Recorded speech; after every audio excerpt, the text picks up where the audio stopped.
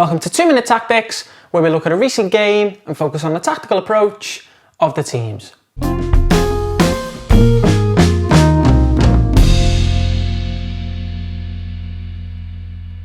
Hi guys, this week we're going to be looking at an introduction to pressing.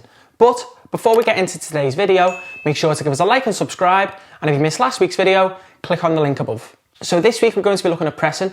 We're going to be looking at all the components that come into a press, all the different types of press, and then we're going to single out one type of press this week before talking about different types of presses in forthcoming videos. So let's get 2 minutes on the clock and let's go. Okay, so with defining pressing, we are looking at creating tension with the intention of getting the ball back.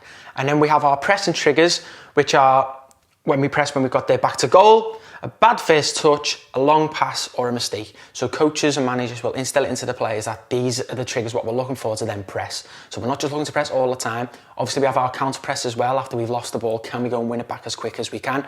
But after that first few seconds of can we win the ball back, if we don't do it, we get into our shape and then we look to press on the triggers. We also have player targeting. So managers will target players from teams that they're coming up against. So if we say from a centre-back, if the centre-back is maybe got poor decision making under pressure or doesn't like taking the ball on the weaker foot to pass the ball, the teams will then target that. So we're looking here at a high press this week.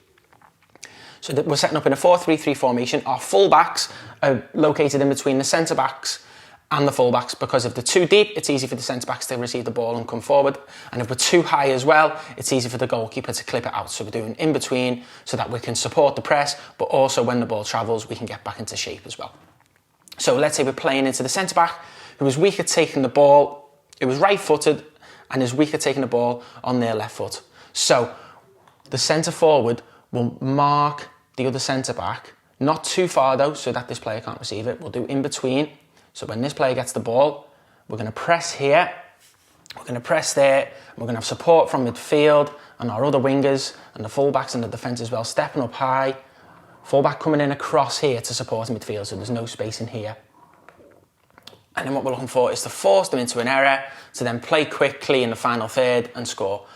So we're going to do this in moments in the game. We're not going to do it all the way through the game. We're going to pick a 5-10 minute spell or moments of the game, so when the team's playing out, or they might play into midfield, into the centre defence midfielder. So it's targeting it in the right areas so that we can consume energy and then look to press and then look to be clinical in the final third.